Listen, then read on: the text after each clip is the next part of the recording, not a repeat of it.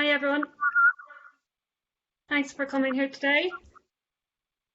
I just want to ask you to mute all your mics, please. Okay, that'd be great. Yeah, so thanks for coming to Edgescan's first COVID webinar. We usually do these things in person, so we've all had to adapt with the current situation. So, but like I said, thanks for coming. My name's Jan Carroll. I'm the Marketing and Information Manager at Edgescan, and I'll be moderating today. Okay. So thanks to Mark. There's a bit of feedback going on there.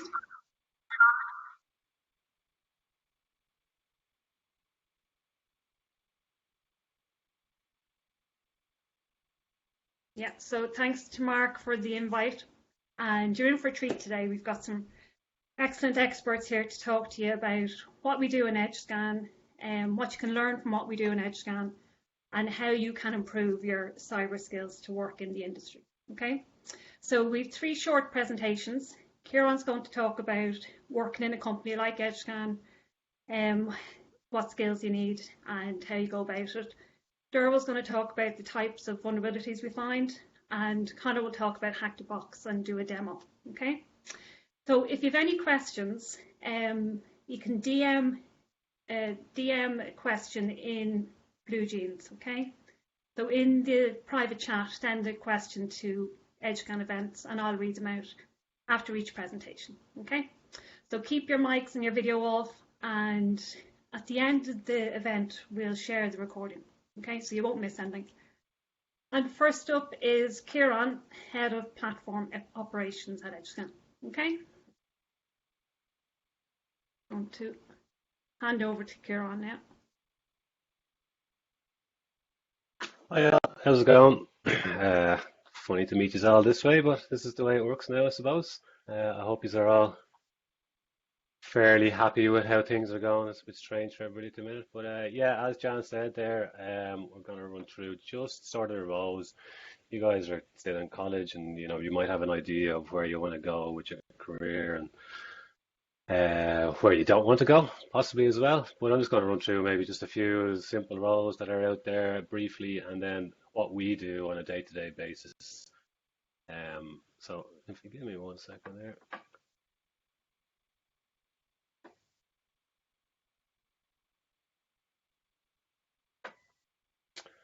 So, working in information security. Yeah, about me, I've been working in InfoSec for about 5 years or more now. I've been a lot of background in other things, from construction, retail, bar work, loads of different things I've worked in myself. So how did I get into it as well? I did a degree in computer science. I did no security at all while I was in college, and I just had an interest then while I was working through and decided, this is for me. Got involved then when we went for an interview in Edgescan, and 5 years later, here I am. Just by thinking it was interesting and then sort of falling into it. It was luck and an interest at the same time. So let's have a little chat while we're here, I suppose. The roles in InfoSec. So there is a number of different roles that you get into, I suppose. Some people like to get into the compliance side of things. So that's anything for a company looking at the legal end of things, making sure that large organizations will have rules and structures in place that they can follow for development. Infrastructure wise, they have firewalls in place. What might happen if they had an incident, some hacker stole some data, what way they would go about it. So it's all about having the steps in place that everything is followed to the T, and if there is problems, that everything is followed again to the T. So some people like to get into that side. It's more the legal end of things, and GDPR stuff. There's loads of different things you get into on the compliance side as well.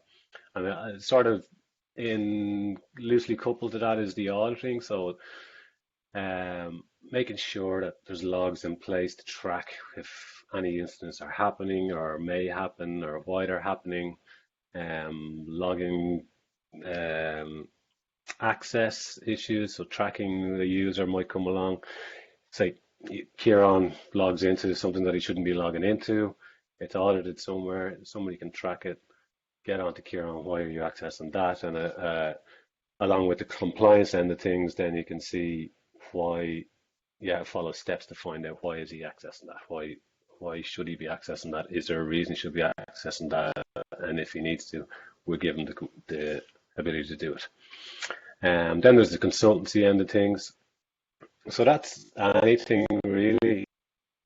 So consultants work in many facets of the security end of things.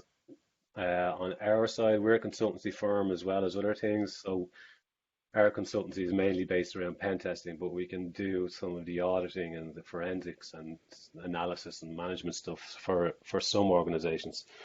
So a lot of people get into consultancy themselves as a basic consultant, and they go into an organization and they have their contract in place to carry out certain tasks, and that would be their job. So they may or may not get into that, and that's basically it. Then you have the forensics. So I know you do some forensics in college there. So that's digging in deep to malware, digging in deep to mobile applications, finding where there could be problems, finding where there has been a problem. So there's a few organizations in Ireland that work in forensics, and fairly reputable ones worldwide, to be honest with you. And they mainly focus on going back to compliance and anything. So a hacker has hacked in and stolen the database.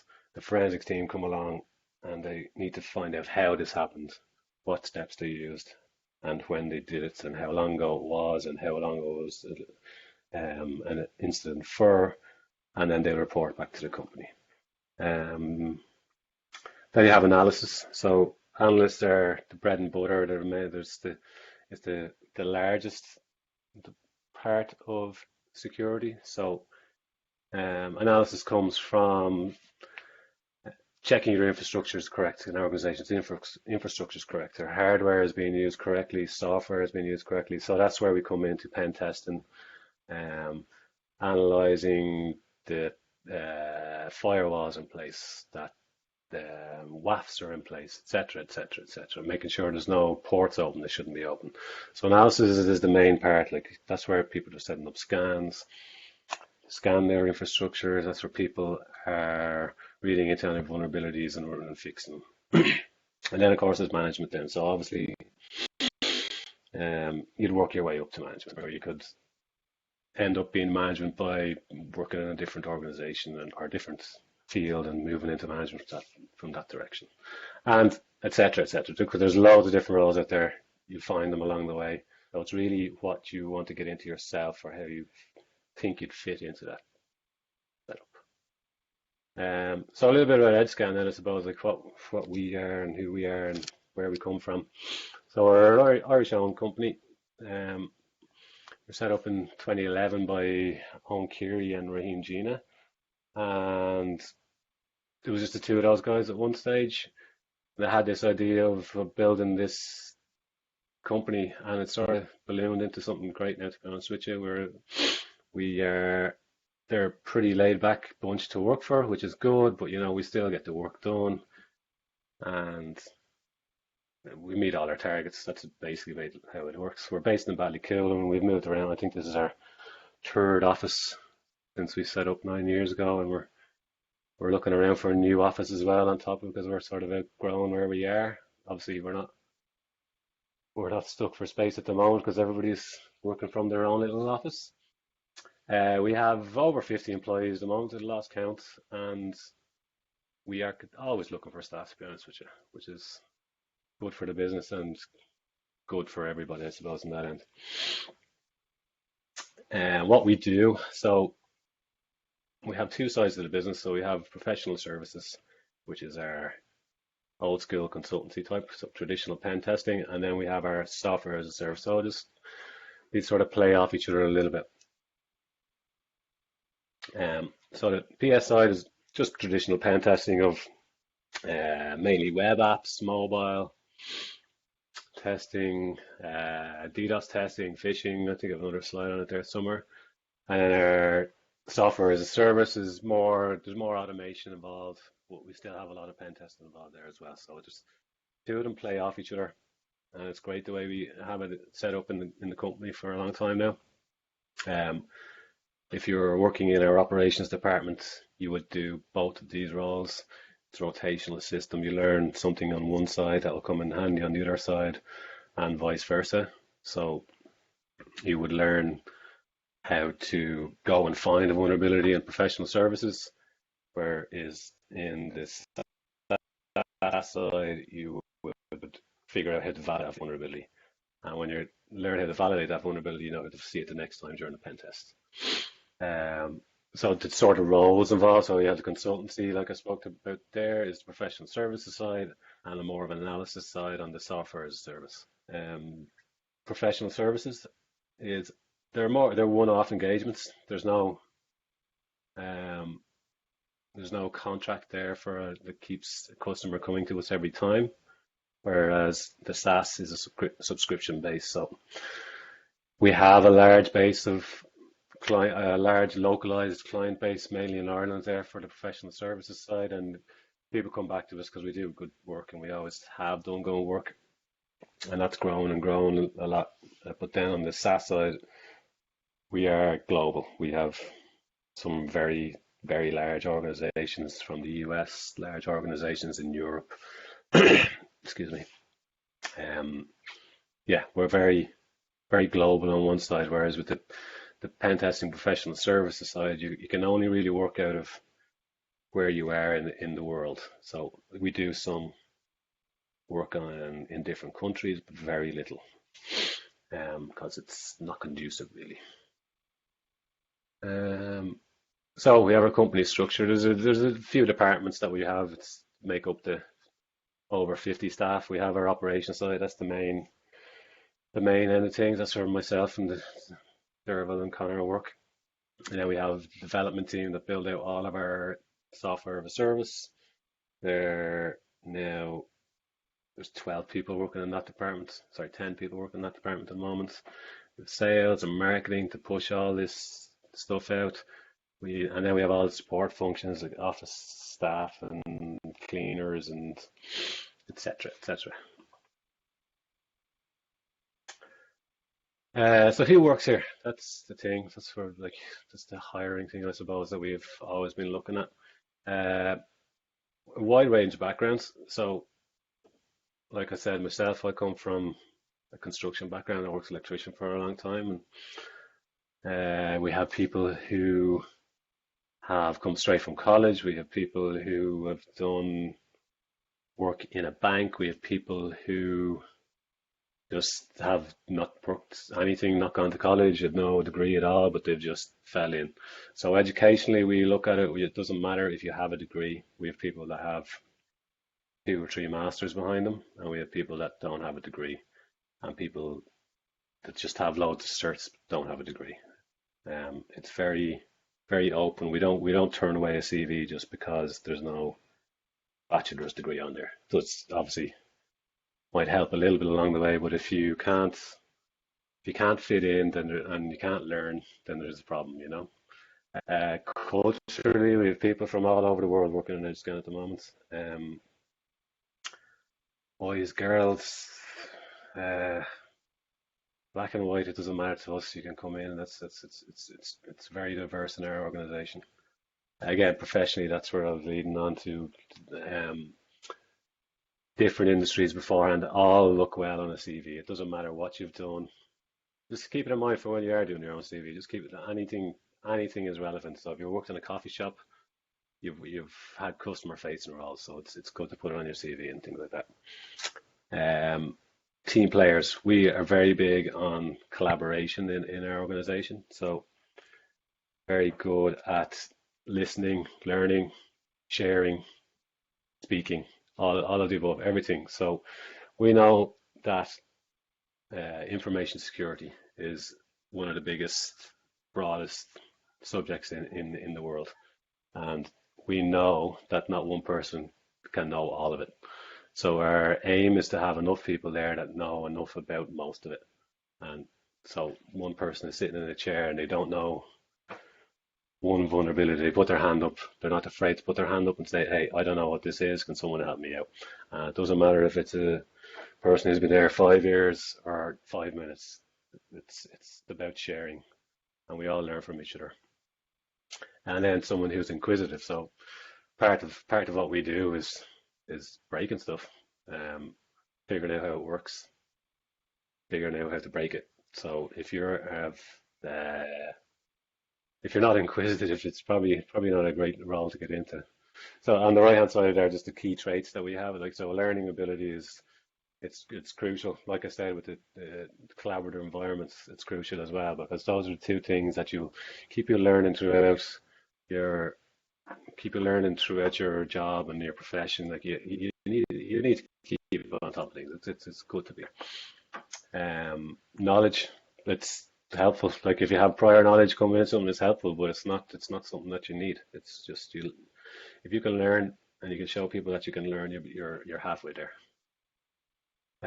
So the day to day for our operations team will be, this is the pen testing side, so professional services. So very hands-on work. You might be working in the office, or you might be working in a client's site. So it's pen testing applications, network, mobile devices, IoT devices, doing DDoS campaigns, doing phishing campaigns, phishing is a good bit of fun, and anything and everything. I think we have guys pen testing ATMs and voice control devices, etc. lately. Communicating with clients is something that you'll necessarily get involved in if you are good at it. Basically, you don't have to communicate with clients, but on a one-to-one basis. But there is always going to be communication involved. So you have the scope of the engagement. So that's a contract between us and the client. The client's going to give us, this is why I want you to pen test, and we will stick rigorously to that because legally that's all we're allowed to test. Ongoing communication, so sending me an email at the end of the day, saying I found this vulnerability, or just letting them know how you're getting on that day. And at the end, we have a report, which is also part of client communication. So it's not all fun and games. We have to write the end result, which is a report that we can send out to them. And then communicating internally. So that's the collaborative environment that I was speaking about before. And then on the Edgescan SaaS side of things, it's vulnerability management is what we call it. So you're scanning, setting up scans, learning how to set up scans, building up your knowledge of tools that we use for scanning, validation of vulnerabilities that scanners might find, or validation of vulnerabilities that you find manually. So our niche in the world is that we call ourselves virtually false positive free. So that means that we don't let our clients see any vulnerabilities that a scanner might spit out that isn't real, which happens a lot. It's something that you'll see a lot in the day-to-day. And the day-to-day is learning about these vulnerabilities. Again, there's more communication involved as well because technically we are part, or not technically, what was I going to say? Technically we are another organization's security operations center. So we're filling a hole that they have. So they don't have to go out and hire a load of people to do all this work. They can pay us for a year's subscription and we'll do all this work for them. It works. So we are technically working closely with them, helping them out, where the vulnerabilities are and how they should fix them and when they should fix them, etc., etc. We're part of them. We try and keep them as we are their team and keep that organization communication streams flowing. And yeah, I think that's it. So questions. Anna, do you want to need questions there? Yeah, Ciaran, just one question there. Yeah. How important is extracurricular cyber interest in getting a start? So, when the students go to take part in the CTFs, they go to seminars and conferences, webinars, this type of thing. It's great for when you're coming in and we can it shows us that you have an interest. to be honest with you. And if a lot of our guys, like, they still go to all these events, it's good for, hooking up. Like the information purity um, community is very small around Ireland. So like we all sort of know each other at certain levels, and when you're starting to get to know people in that way, it's good that you're going to these events and you're learning the next thing that's happening, or you're learning some other little bit here and there. And if you came into us for an interview and you were showing that you're going there, and you could talk about something that you've learned there, or going to a CTF and why you went to the CTF, what you learned from it, it's pretty good for yourself more than anything. Okay, another question here, Ciaran.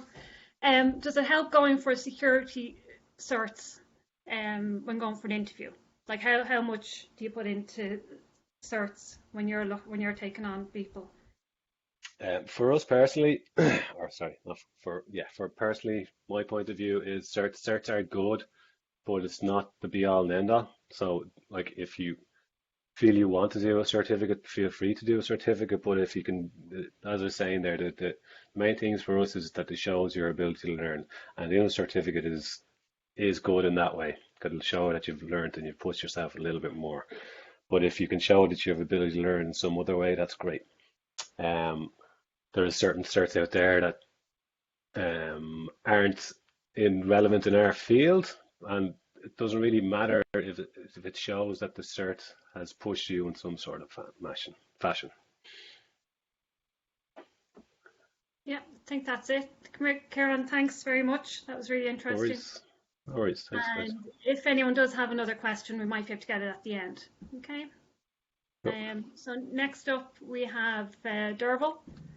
Dearbhail's going to talk about, we had a stats report, our vulnerability stats report 2020 was launched recently, and Dearbhail's going to talk about that. Okay. And again, any questions, we'll take them at the end. Thanks, Dearbhail. No problem. Hi everyone. Thanks for that, Ciaran, as well. I'll just get this sharing now and get started.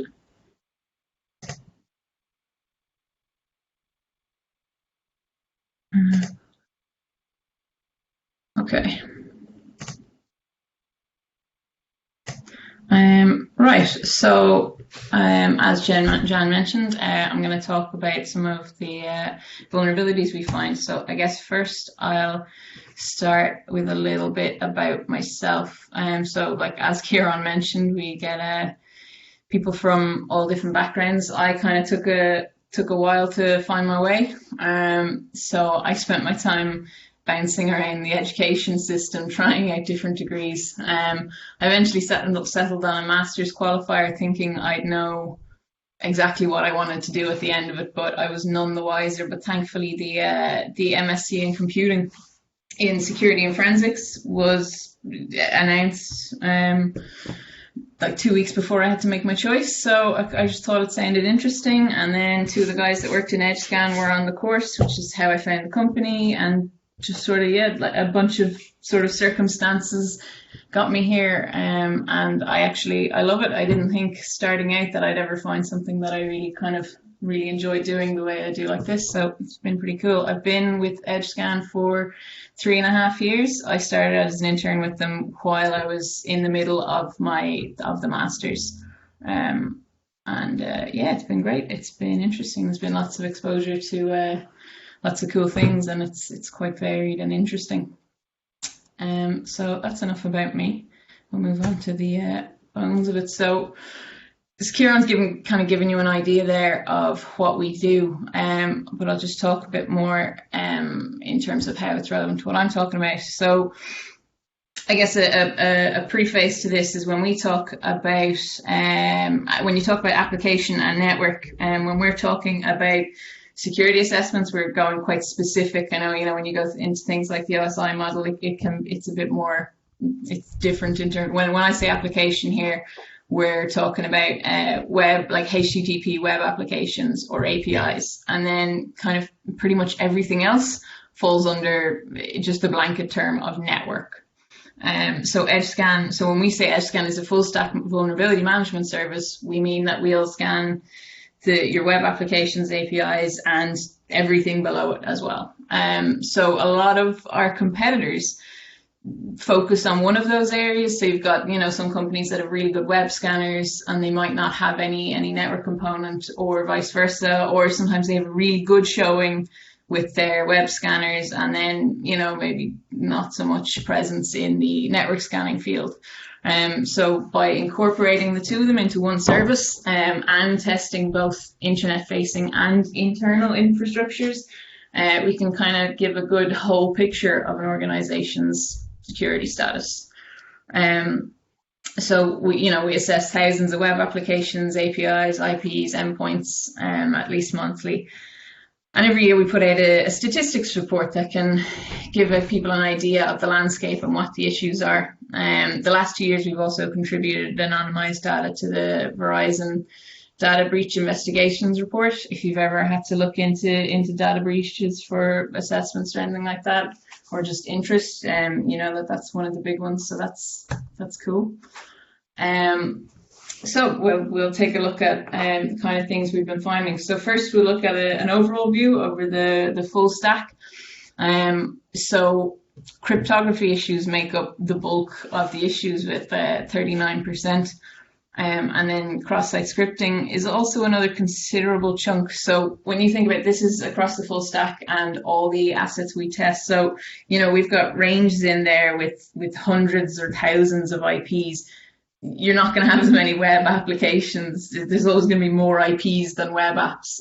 So for cross-site scripting to make up 12% of the overall vulnerabilities, that's a considerable prevalence.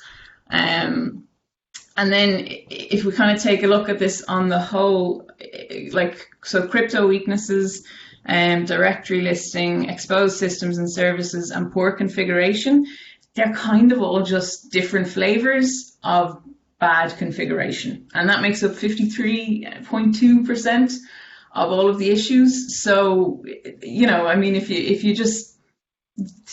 people spend time configuring their stuff right, it would be a lot more secure.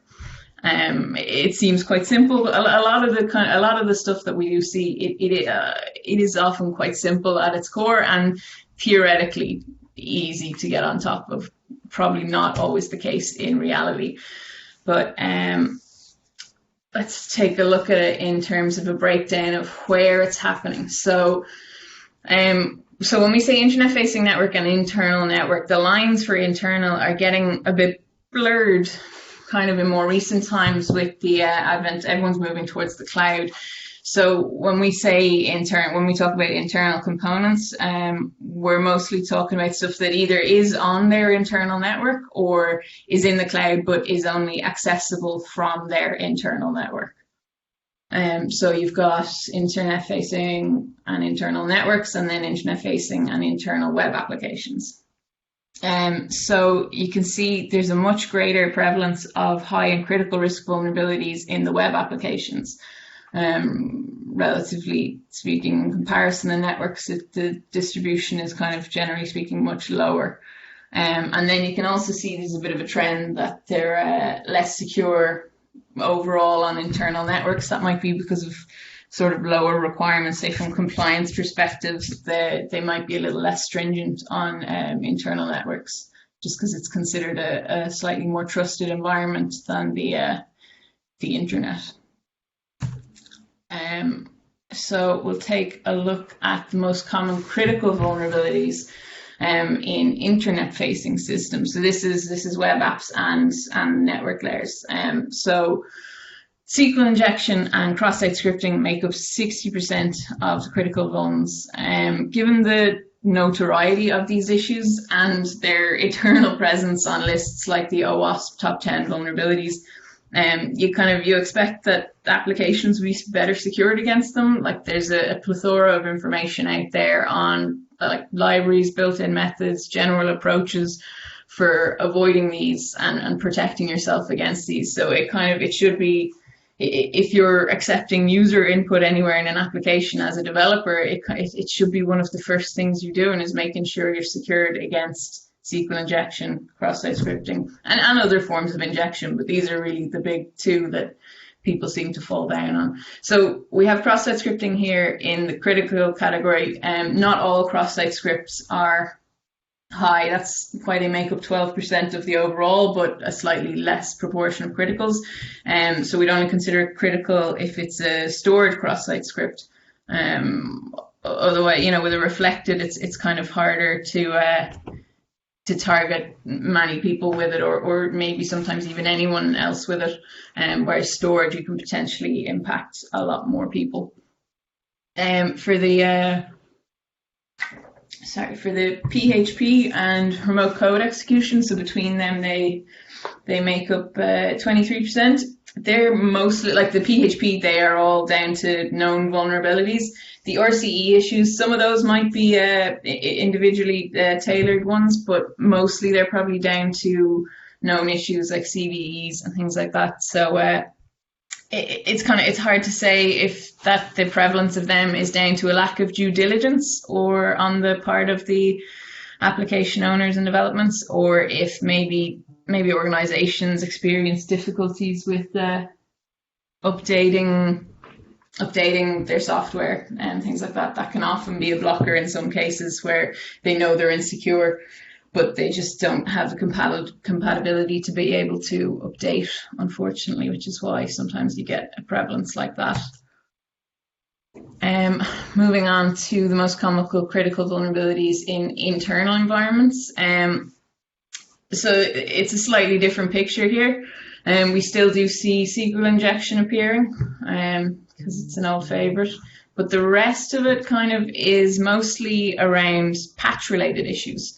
So like this is quite common in internal environments. Like I was saying earlier, maybe there's companies tend to have less strict requirements for compliance and auditing in terms of keeping these software up to date. So, there isn't as much of a push to be using up-to-date software. And then, when you're working on that kind of basis, you start seeing holes appearing with known vulnerabilities, and that'll just keep mounting as time goes. The longer you don't update a system for, the higher the likelihood is that there's the more known vulnerabilities discovered in it. So you get more vulnerable as time goes on. Let's have a look at organization size. So the title is, sorry, I can see the title is wrong on that slide. They must have got mixed up. We're not talking about if they fix faster yet. This is looking at risk density. So we can see for small organizations with 11 to 100 staff, they're a bit more secure. This could simply, though, be just down to that by nature they're going to have a much smaller attack surface than some of the larger applications. And it might not be, maybe they've better processes in place in general, but the attack surface is going to be a lot smaller. Once you go over 100 staff, it looks like the risk profile is fairly much the same. So it doesn't look like there's it plays a factor. It could be some kind of reflection of a team size and the amount of assets that they have to secure. But we don't have that data here, but it would be good to see that to get an idea if that is a factor or not. Looking at how long it takes people to fix vulnerabilities, like you think if you would expect that if an organization gets notified of a critical vulnerability, they'd be all over it immediately. And now I'm not saying they aren't, but in terms of the average time it takes to fix, like you're looking at 50 to 80 days for internet-facing high and critical risk issues, which is a considerable chunk of time to have that kind of exposure. There's often, companies have maybe a number of processes that they have to go through, and releases and testing in pre-prod environments and that kind of thing before they can release fixes to production environments. So that can probably, that's most likely a factor here. But it's still like the average remediation time for internal vulnerabilities, 75 days, and for internet facing, it's 85 days. So it's quite a long time.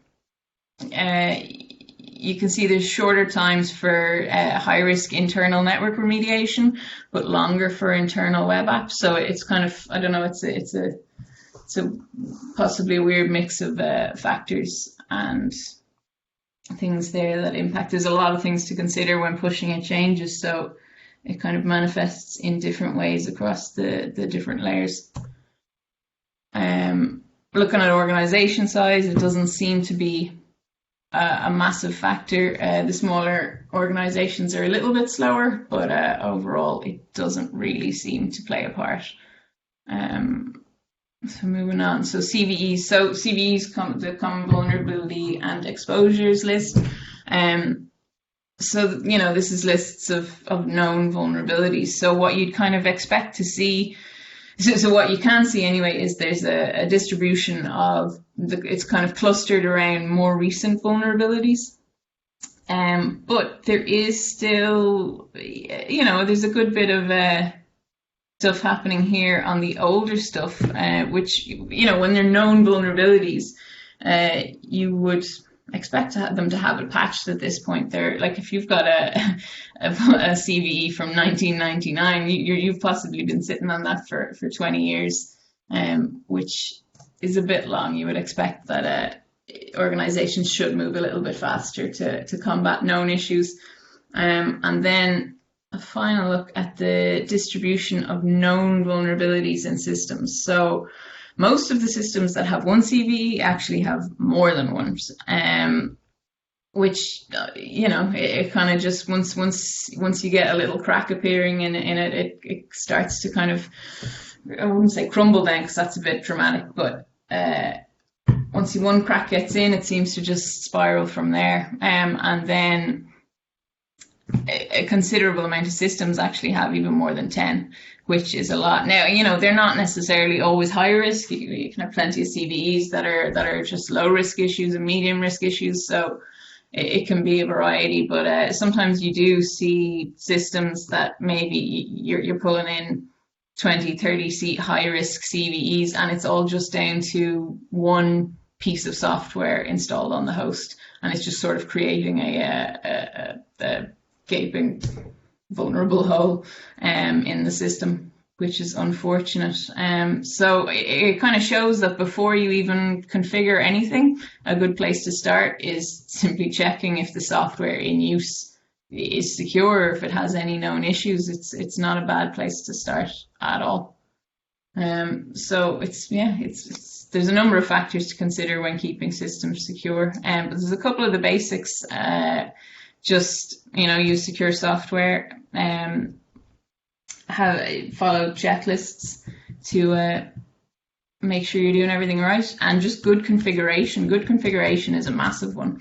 But that's sort of just a summary of some of the stuff we're finding that gives you an illustration of the kind of things we're finding and how it reflects on current practices in the industry and what we're seeing. So that's me wrapped up there. Is there any questions or anything? Thanks, Dearbhail, that was great. Just to let everyone know, I'll be sending on obviously the recording of these sessions, and also a link for you to download your own copy of the 2020 Vulnerability Stats Report. So everything Dearbhail was talking about there is included. So you'll have, like I said, you'll have your own copy and you can reference it.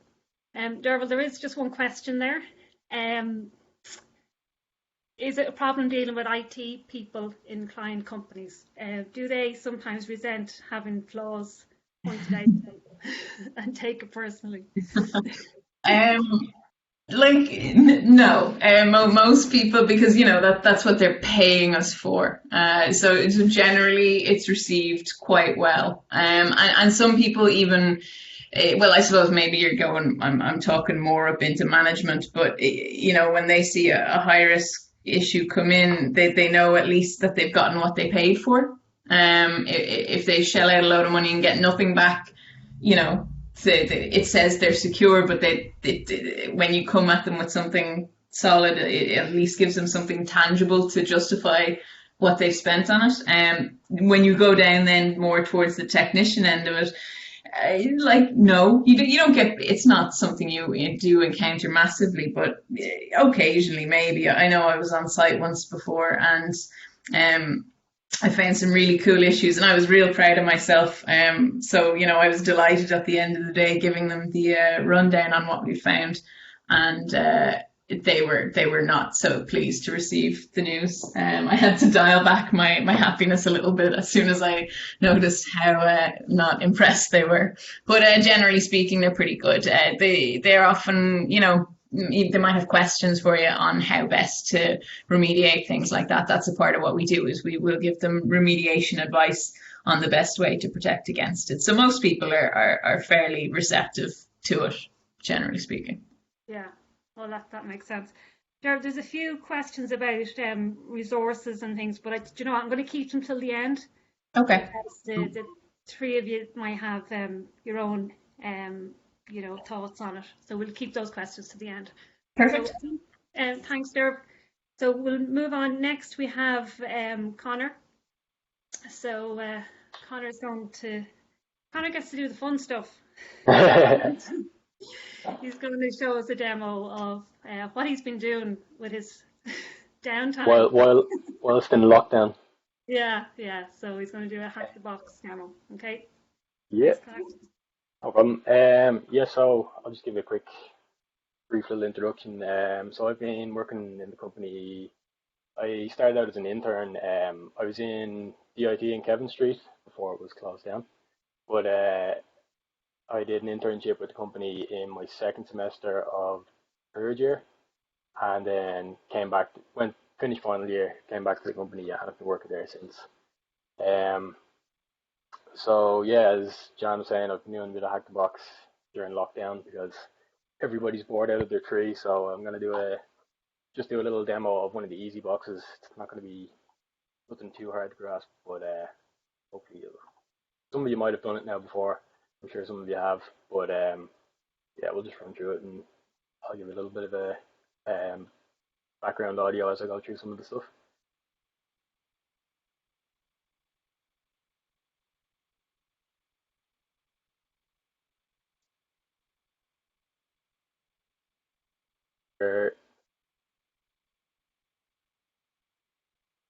You can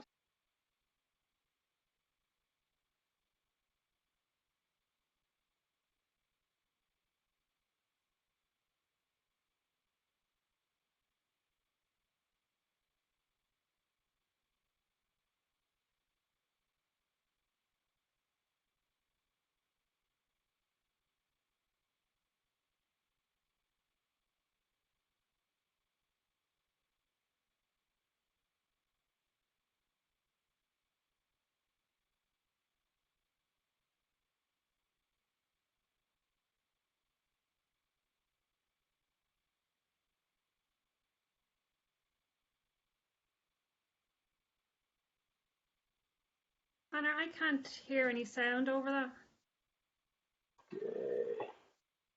can you hear me now? Yeah. Okay, cool. Uh,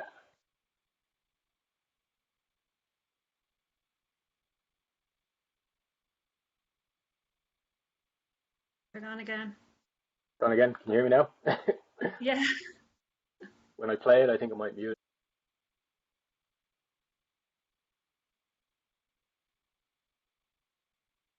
Maybe I think when you play it through Blue Jeans, it might mute it or mute me.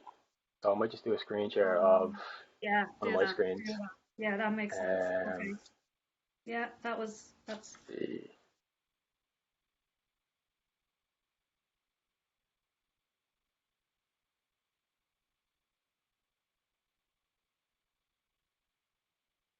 so, right. Can you see this screen now? Yeah. Cool. That was my fault, Conor, because I made you upload it. That's fine, yeah. No, no worries. um, yeah. So you can see the Actbox screen and everything there, can you? Yeah. Great. So, basically the first thing I do here is just nmap the box. So I did it previously, so we'll just have a look at what it came back with. So there's web server on port 80 and SSH on port 22. So browse to the web server to see what we can see. And just kind of a brochureware sort of thing. Nothing too, not too much functionality. So if we search Nostromo 1.9.6, see if there's any exploits available. First thing we see is remote code execution. So we can see here there's a directory traversal into the bin /sh, and then basically that's where our code is executed. So I have this little Python script which basically will do this for us. So we just give it the IP address and the port. Tells us to enter our command. And there straight away we can see we get remote code execution. So we're in as www data, which is the web server user. And there we can see the host name. So we have remote code execution. So the first thing I'm going to do is check see if we can get a reverse shell.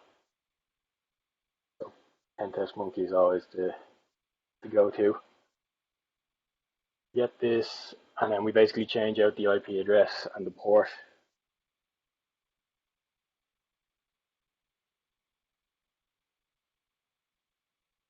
We set up our listener on port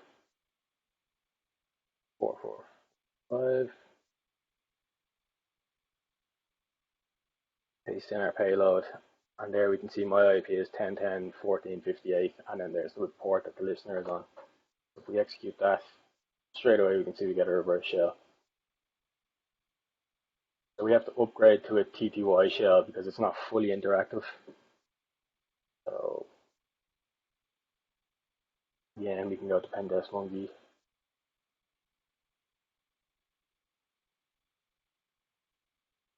Finding a TTY shell, just grab that first line there, the Python one.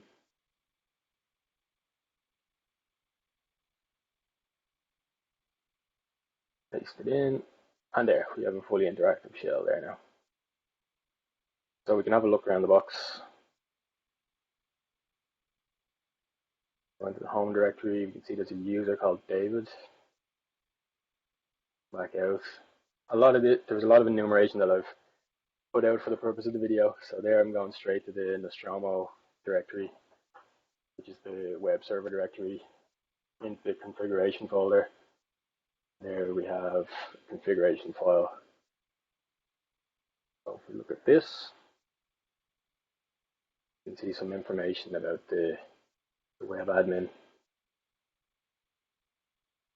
You can see there basic authentication. It gives us a file path. So if we have a look at that file, I'm sure there'll be something interesting in there.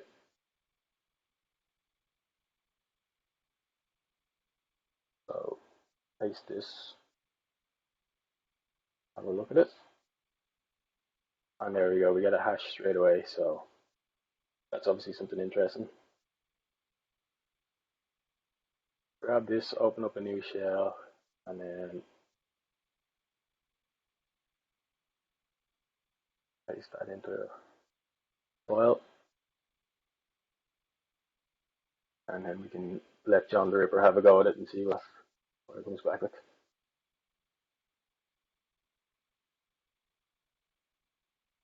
So it's an MD5 crypt hash, which you can check online. I'll show you that in a second. We just give it the hash file, word list, and then where to store it when it's cracked it, if it cracks it.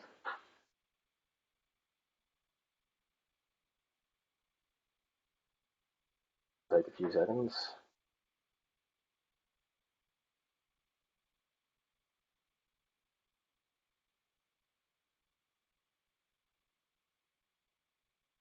While that's going, we'll check hash analyzer. It was a handy one to figure out what to tell on the Ripper or hash cow to use.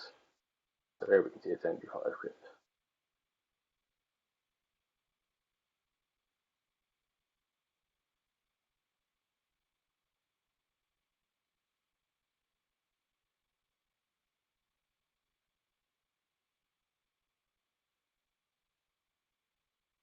See here as well, there's a home directory and public www.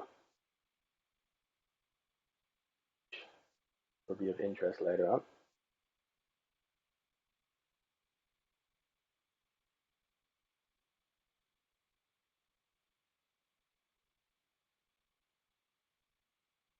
I'm going to put some elevator music in here to fill the silence while we wait for John. There we go. So if we have a look at this, there we go. Now only for me, you can see seems to be a password, so we'll try an SSH.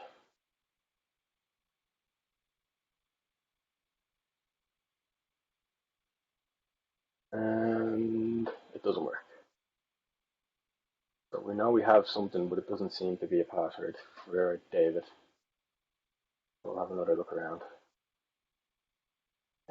After some reading of the Nostromo documentation, you can see that, scroll down here, it says home directories of users can be served over HTTP. So in that configuration file, that's where we saw some of those details. This means that I can access some of David's files through the browser, and maybe we might get something juicy. If we have a look here, it says that if we put in a tilde and the username, we should be able to see their files. You can see private space, nothing here, keep out.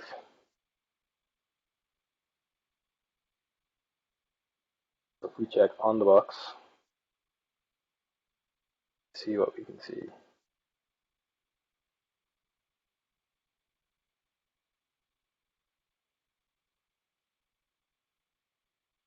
You can see index.html. That seems to be what we're seeing in the browser there. But we also see this protected file area.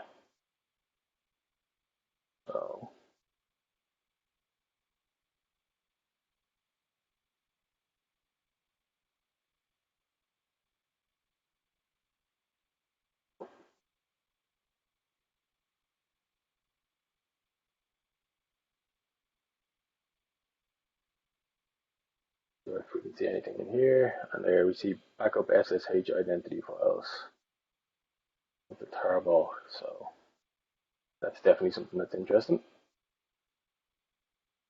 Try and see it on the box.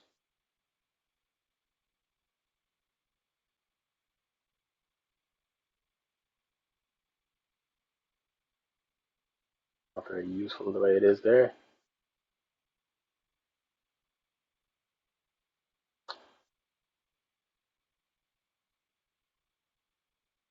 Go through the browser.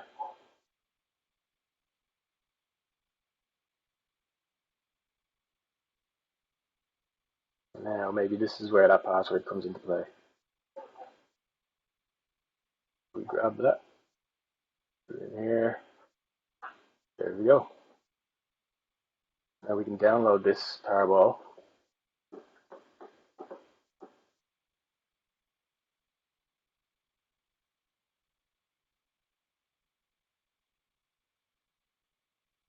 Copy it over to the directory that we're using at the moment. Just keep everything in one place.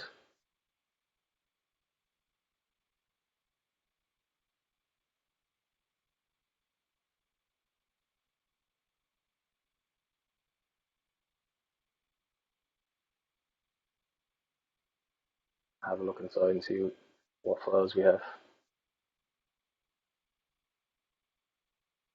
So there we go, that's the private key. So that seems to be David's private key for SSH, so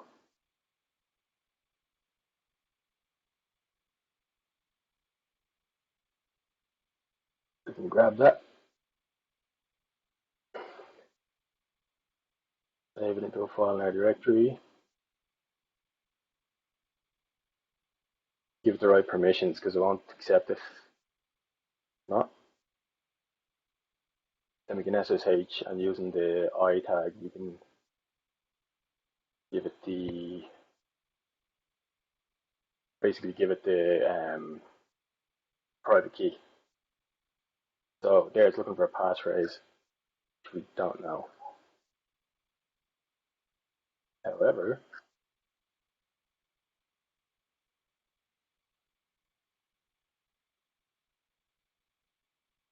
you look up where SSH to John, that's a script that comes with John the Ripper. Basically takes the private key, turns it into a hash that can then be cracked by John to give you the passphrase. So we use this.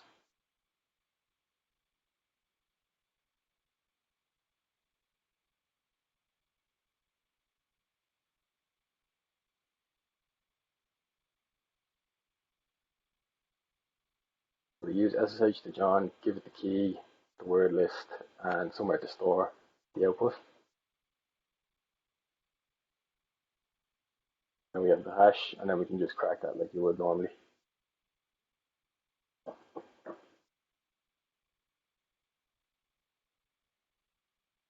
And then give it the word list, give it the file. And there we go. There's the passphrase, Hunter. So if we try SSH with the private key again, we get prompted for the passphrase. We enter Hunter. And there we go. So we have David. There's the user.txt, which you can submit to HackTheBox for the user on. So we'll have a look around so we can see index.html, the protected file area that we were in earlier. That index.html is just the nothing to see here page or whatever it was that we saw. Nothing too interesting in there. There's also a bin folder. So let's have a look in there. You can see there's a shell script. We'll look at what it does.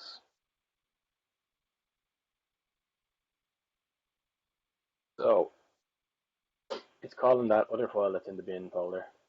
And then it's basically just getting some information about uptime, looking for different documents, query and journal CTL. So we can see there that David seems to be able to sudo journal CTL within that script. Check GTFO bins. This is a great website for it's binaries that can basically be leveraged to get local privilege escalation. So we got the sudo. Scroll down. Fingers crossed, journal CTL will be there. And there it is.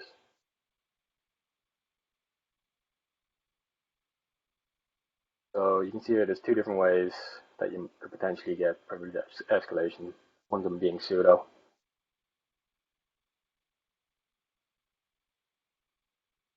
So if we look at the bottom line of this script here, you can see if you give the full path to sudo and journal CTL,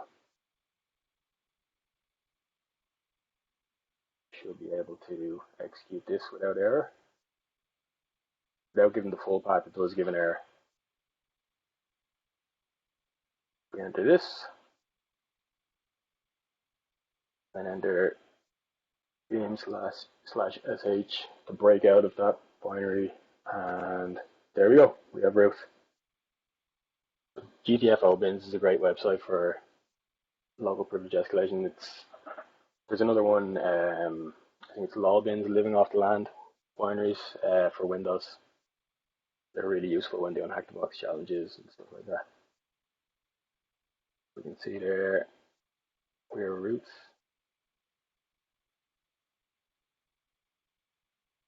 And go into the root directory. And we can see root.txt. That's what the flag that would be submitted to the HackTheBox website.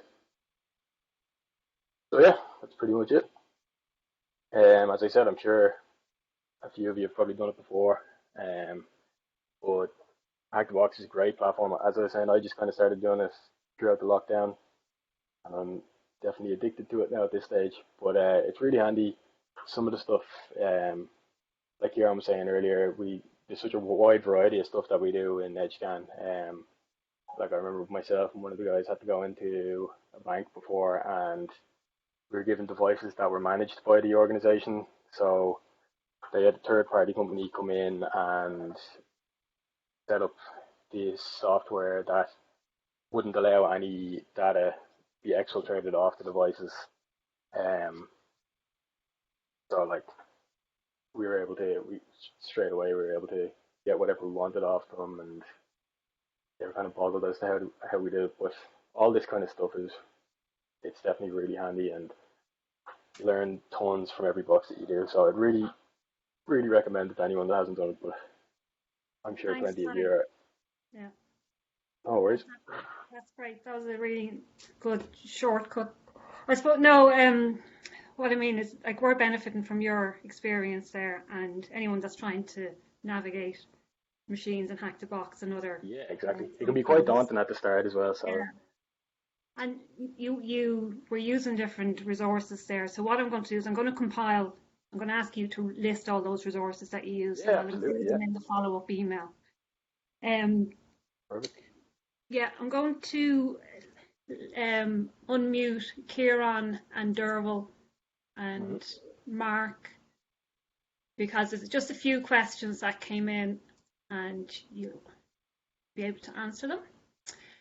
Mainly it was around resources that you could recommend. I can't unmute Ciaran there.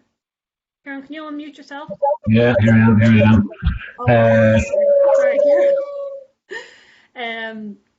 And Dearbhail, did I mute Dearbhail? I think you can unmute yourself. But essentially, it's the resources that you'd recommend for anyone wanting to get into the industry that they could find online. Any sort of coding or programming languages that they should, improve their skills, even if it may not even be included in their. I know that they can't do everything in their college course, so it's something they could work on. And what else? Yeah, just basically resources. Oh yeah, any particular certs. If they were to go for one cert, what would you recommend? So, Conor, have you any Yeah, certs? so, oh, sorry, I was just going yeah, hang on, you go ahead because my mic is a bit iffy.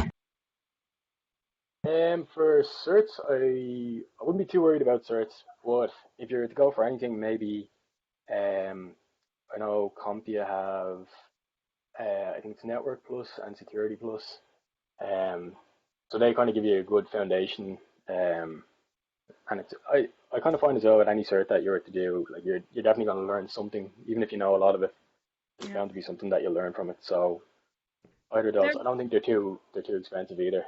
Actually, I think some of them are free at the moment. Yeah, they're both on the ecollege.ie, which is free at the moment. Yeah. You can do one course for free. And I actually did the Security Plus through eCollege, and it is a really good platform. Anything like that would be brilliant. Yeah, Dearbhail, have you any suggestions? I was going to chime in with that. I know as well at the moment,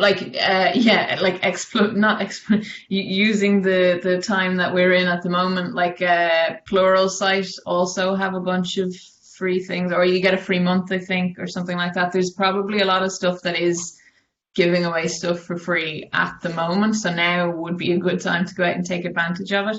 In terms of certs, yeah, it'd be the same. I did the CEH when I was kind of newer to it, and that was good. It kind of gives you a broad, even if you can get your hands on some materials, even if you're not going to sit the exam, sometimes it can be good.